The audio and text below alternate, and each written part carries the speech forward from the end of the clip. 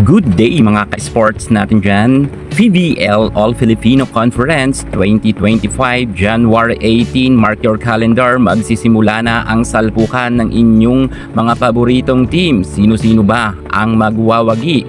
Well, bukas pa nga ang laban pero ngayon pa lang ay malalaman na ninyo kung sino ang magwawagi. Una ngang maghaharap dito ang Farm Fresh Foxes kontra sa Next Led Chameleons at susundan nga to ng Choco Mucho kontra naman sa Zeus Coffee. Akari Chargers versus PLDT ang main event at sila nga ang kaabang-abang talaga. Sino-sino ang magwawagi? Narito na, pag-uusapan na natin ito. Bukas man ang laban pero ngayon meron ng resulta. Eto na ang ating prediction na never pang nagkakamali. Panoorin nyo na ang ating vlog hanggang sa dulo. Pero syempre, kung bago ka pa lang sa aking YouTube channel at ngayon ka pa lang napadpad, huwag namang kalimutan na mag-subscribe. Click ang ating notification bell para lagi kang updated sa lahat ng issues sa volleyball. Susunod na.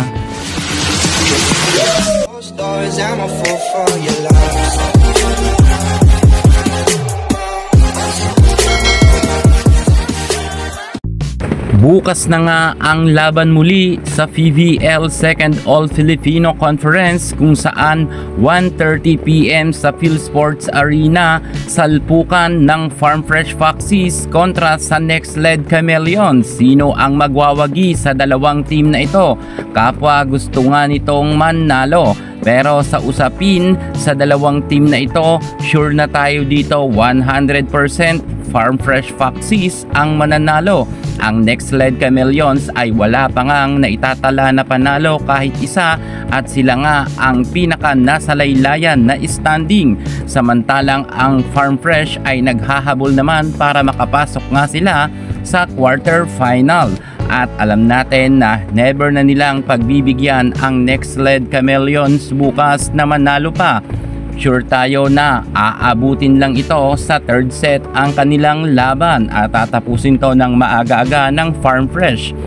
Okay naman sana ang Next Led Chameleons pero kulang nga sila sa puwersa.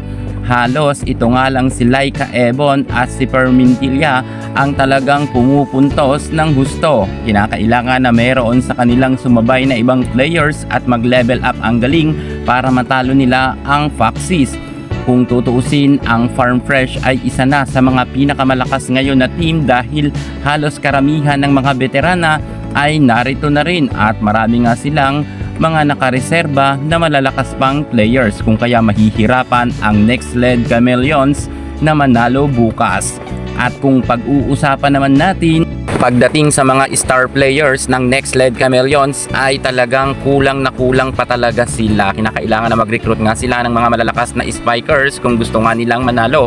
Kahit sabihin natin na di kalibre rin ang kanilang nakuhang coach at galing pa to sa ibang bansa, hindi naman ang coach ang naglalaro. Sabi nga ni Jonas Abete, wala sa coach yan, nasa mga players yan. At dito na nga tayo dumako pagdating sa second game. 4 PM naman to magaganap ang salpukan ng Choco Mucho kontra naman sa Zeus Coffee Thunderbells. Ang Zeus Coffee ay meron pa lamang 2 panalo at meron naman silang 3 talo. Samantalang ang Choco Mucho ay meron naman 3 panalo at 3 talo. At sa usapin sa dalawang team na ito na maghaharap bukas, ang Zeus Coffee dito ay tagilid talaga. Kahit sabihin natin na lumaban sila noon sa Creamline Cool Smashers, iba naman ang Choco Mucho. Dahil alam natin na naghahabol nga ang Choco Mucho, lalo na si Cici Rondina, ay talagang itotodo niya at ilalabas niya ang kanyang power. Iba pa rin kapag kumana na ang nag-iisa nating Cici Rondina. Kahit sabihin natin na mayroon Jovelyn Gonzaga pagdating sa Zeus Coffee at palaban na rin itong si Troncoso at itong si Arroyo, pero kukulangin pa rin sila kahit matangkad itong si Gagate. Iba talaga kapag sanay na sa gitgitan ng laban, lalo na pag naghahabol nga ng puntos. Iba pa rin ang dekalibre ng Choco Mucho. Hindi talaga sila makakaporma sa Choco Mucho at baka abutin lamang ito hanggang sa 4th set. Sure na yan mga ka-sports na panalo na dito ang kupunan nga ni Cici Rondina. Lalo't ngayon napapabalitaan nga ang pagbabalik na magaling na setter na si Boss Dina Wong. Aminin man ninyo sa hindi, lahat ng mga bashers dyan ni Dinawong, pero magaling naman talaga siyang setter kahit sabihin natin na wala pa siyang award dito nga sa pro.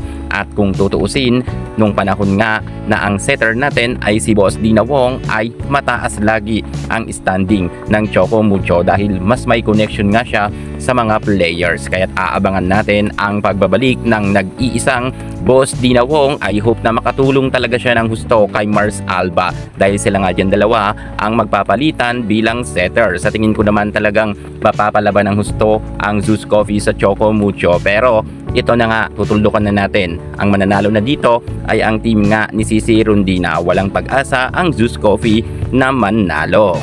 At bakit ko naman kasi nasabi na mananalo ang team ni Sisi Rondina? Mas malalakas talaga ang players dito at mas di kalibre. Marami ng experience ang Choco Mucho at matagal na silang magkakasama. Halos karamihan ng mga players dito ay mga veterana na rin at matatangkad rin. Kahit sabihin natin na si Sisi Rondina ay hindi katangkaran, pero sobrang lakas niya pumalo at mautak ito at halos lumilipad nga ito sa ere. Lalo na si Catolentino ay sobrang bumalik na rin ang kanyang angking kagalingan. Kung kaya mahihirapan talaga ang Zeus Coffee na manalo.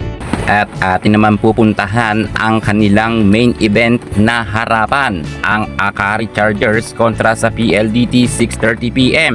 PLDT may 3 panalo at 2 talo at ang nasabi nating Akari naman may 3 talo at may 3 panalo. Ang daming manonood nito sapagkat ito talaga ang inaabangan nga ng mga maraming manonood. Ang salpukan ng Akari at PLDT kung sino ba talaga ang mas malakas sa dalawang team na ito dahil sila nga ang ma-issue sa lahat ng team ng nakaraang reinforced conference. Dito na ba babawi ang PLDT at dito rin ba paninindigan ng Akari na sila ang magwawagi? So eto naman ang ating prediction mga ka-sports pagdating sa labanan ng PLDT at ng Akari. Well, para sa akin mahihirapan dito ng bahagya ang PLDT dahil malakas naman ang Akari. Pero kayang-kaya ng PLDT pataubin ang Akari Chargers. Yan naman ay aking prediction lamang. Siyempre, iba-iba naman ang ating mga prediction pagdating nga sa ating mga hinahangaang team, pero ang team naman na hinahangaan ko ay ang Creamline. Wala naman dito, kung kaya hindi naman tayo magiging bias dito. Pero sa tingin ko, PLDT talaga ang magwawagi. Mahihirapan talaga dito ang manalo ang Akari Chargers. Pero syempre, sabi nga ng karamihan, bilog ang bola. Malay natin manalo ang Akari Chargers dahil kompleto Ricados nga ang kanilang mga players. Pero basta para sa akin, PLDT talaga ang napupusuan ko na mananalo bukas. Well, yan na muna ang pinaka-latest at update natin pagdating sa larangan ng volleyball. Basta Farm Fresh bukas mananalo kontra sa Next Led at Choco Mucho mananalo kontra sa Zeus Coffee at ang Akari naman ay tiklop pagdating sa PLDT. Thank you so much. God bless.